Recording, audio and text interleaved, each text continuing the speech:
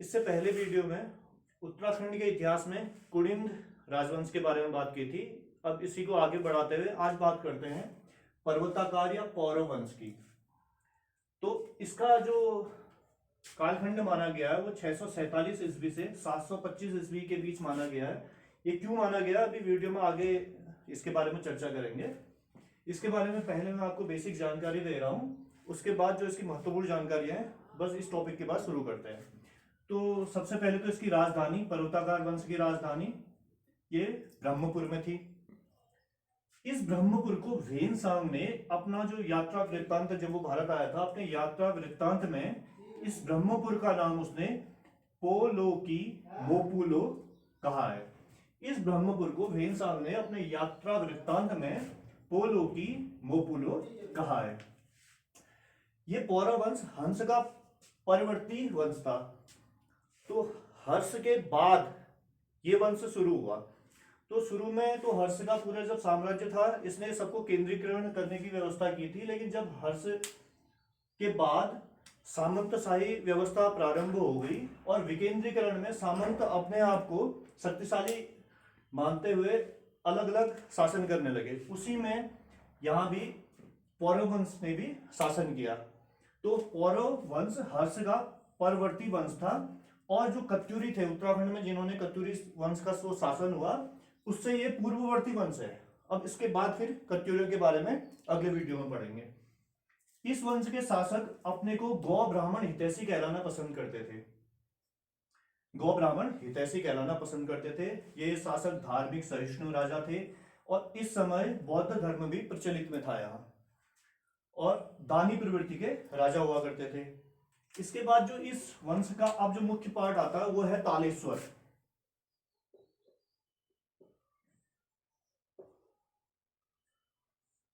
अल्मोड़ा में तालेश्वर नामक स्थान से ताम्र पत्र और अभिलेख प्राप्त हुए। इससे ही इस वंश की संपूर्ण जानकारी मिलती है और यही सबसे महत्वपूर्ण है इस वंश में। तो अब बात करते हैं तालेश्वर ताम्रपत्र की। तालेश्वर से जो ताम्रपत्र या अभिलेख प्राप्त हुए हैं, अब इसके बारे में बात करते हैं। सबसे पहले थे तालेश्वर के जो ताम्रपत्र या अभिलेख प्राप्त हुए तालेश्वर से, ये द्वितीयवर्मन और विष्णुवर्मन द्वितीय के हैं। ये पौरव वंश के जो शासक है द्वितीयवर्मन और विष्णुवर्मन द्वितीय, इनके हैं। तालेश्वर ये अल्मोड़ा में है। तो ये अभिलेख तालेश्वर अल्मोड़ा से प्राप्त हुए हैं। 1915 ईस्वी में ये प्राप्त हुए थे। वाई आर गुप्ते इन अभिलेखों के संपादक हैं और उन्होंने ये माना है कि यह अभिलेख 6वीं से 8वीं ईस्वी के हैं। 6वीं से 8वीं ईस्वी के मानने के और भी आधार हैं।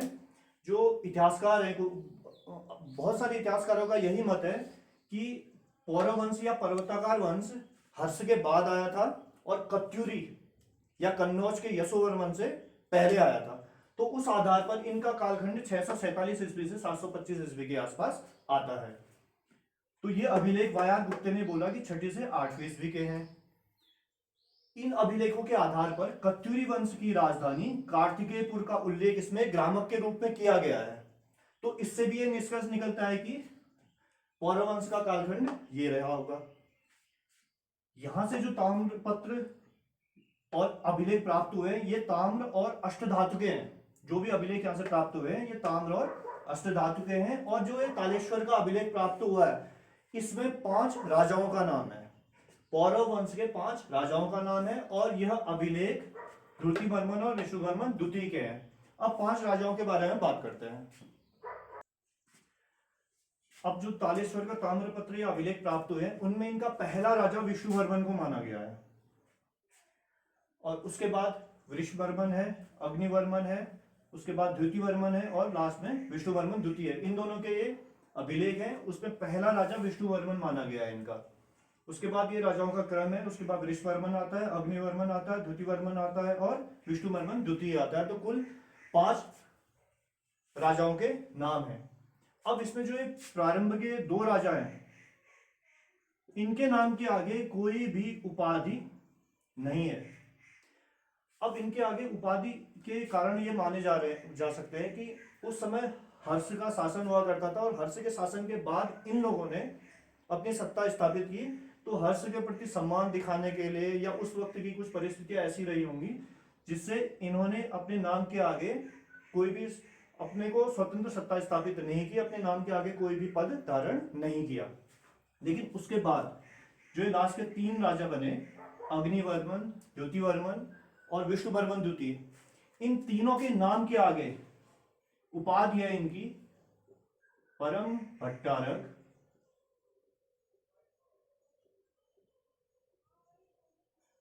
महाराजा धीराज की।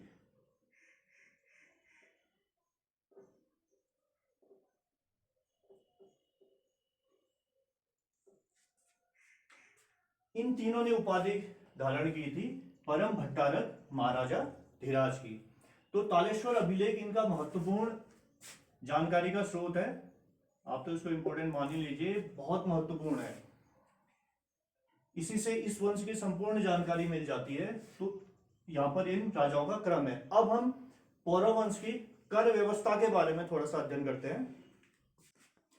पौरव वंश की कर व्यवस्था में जो इनका मुख्य आय का स्रोत है वो है भूमि कर। ये इनकी आय का मुख्य स्रोत है। इसको ये लोग भाग कहते थे।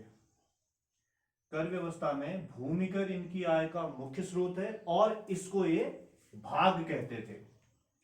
यह अन्न के रूप में लिया जाता था और ये उपज का छठा भाग होता था। छठे भाग के रूप में कर ले लेते थे अन्न के रूप में। जो इस कर को लेता था अन्न के रूप में, जो ये कर लेता था उसको बोला जाता था भागिक।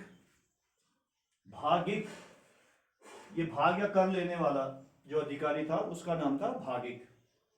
2 और अधिकारी थे, करिक और कुलचारिक। करिक और कुलचारिक, ये 2 अन्य कर्मचारी या अधिकारी थे जो टैक्स या कर वसूलते थे।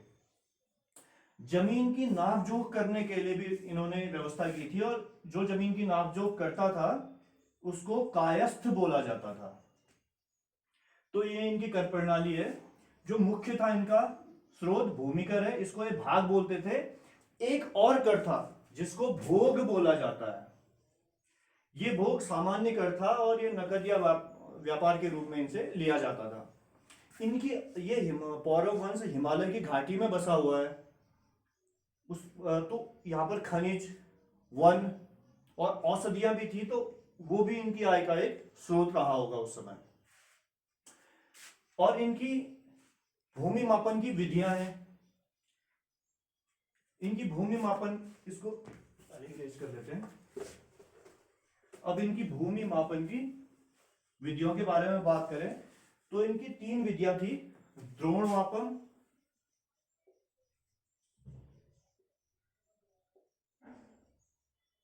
जो भूमि मापन की विधियां हैं वो है इनकी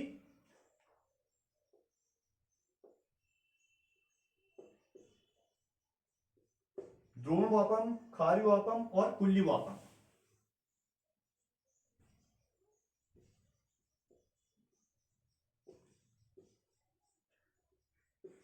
ये 3 इनकी भूमि मापन की विधियां थी। अब पौरव वंश की शासन व्यवस्था के बारे में बात करते हैं। पौरव वंश की शासन व्यवस्था के बारे में बात करते हैं। जो राजा था, सबसे बड़ा पद इसी का था पौरव वंश में। इससे पहले जब अभिलेख पढ़ा रहा था उस वक्त मैंने आपको बताया था कि लास्ट के जो 3 राजा थे वो अपने नाम के आगे उपाधि भी रखते थे, परम भट्टारक, महाराजा धीराज की। और ये सबसे बड़ा राजा का ही पद था। इसको राजान्यक बोला जाता था। तो राजा का पद राजान्यक था। उसके बाद अमात्य इसका प्रधानमंत्री है। प्रधानमंत्री को अमात्य बोला जाता था और सेनापति को बलाध्यक्ष बोला जाता था। जो सेनापति था उसको बलाध्यक्ष बोला जाता था। जो राजकुमार था उसको कुमार मात्य बोला जाता था। ये प्रधानमंत्री के सलाहकार के रूप में कार्य करता था। कोट राजा के निवास स्थल को बोला जाता था। एक तरह से आप बोल सकते हैं राजमहल को बोला जाता था कोट। कोटाधिकरण, कोट अगर राजमहल है तो कोटाधिकरण उसकी सुरक्षा करने वाला, तो कोट या राजमहल की सुरक्षा करने वाले को कोटाधिकरण बोला जाता था। एक और पद था संधि विग्रहक। ये युद्ध में और संधि विभाग का प्रधान होता था, कभी युद्ध हो गया तो वापस संधि करने के लिए, तो इसकी व्यवस्था की गई है संधि विग्रह की। कार्गिक जो पद है, कार्गिक की व्यवस्था की गई थी, राजा तक सूचना पहुंचाने वाला जो अधिकारी या कर्मचारी था उसको कार्गिक बोला जाता था, और राज परिवार की सुरक्षा करने वाले को जो व्यवस्था की गई थी उसको बोलते थे प्रतिहार। कार्गिक राजा तक जो सूचना पहुंचाने वाला, और प्रतिहार राज परिवार की सुरक्षा करने वाला। एक और पद है राजद्वारिक। राजद्वारिक जो राजप्रसाद या राजा से मिलने, उसके महल में जो लोग भी आ रहे हैं राजमहल में, उनकी देखभाल करने का कार्य था इसका।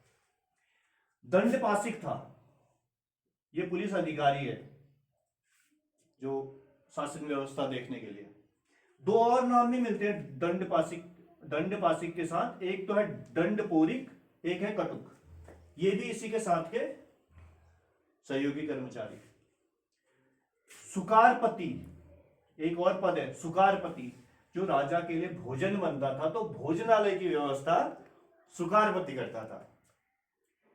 कायस्थ, तो अभी इससे पहले आपको बताया था, कायस्थ और द्विवीरपति तथा कायस्थ, इनका कार्य क्या है? इनका कार्य है राज्य की आय तथा भूमि संबंधी जो सूचनाएं थी उनका संकलन करना, ये इनका कार्य है। तो इस तरह से ये पर्वताकार वंश की शासन व्यवस्था है। इसके बाद विष्णुवर्मन द्वितीय के जो 5 राजाओं का नाम तालेश्वर अभिलेख में आया है, उसमें विष्णुवर्मन द्वितीय लास्ट राजा है, उसके बाद किसी राजा का उल्लेख नहीं है। तो ये माना जाता है कि जब कन्नौज का यशोवर्मन हिमालय की ओर बढ़ रहा था तो उस वक्त पौरव वंश यहाँ नहीं था, ये समाप्त हो चुका था, या अगर ये बचा भी होगा तो उसका अंत संभवतः उस समय कर दिया गया होगा। तो ये पौरव वंश की जानकारी हो गई। तो आपके एक कुलिंद वंश हो गया इससे पहले की वीडियो में, आज ये पौरव वंश हो गया। अब कत्यूरी वंश के बारे में अगले वीडियो में बात करेंगे। धन्यवाद।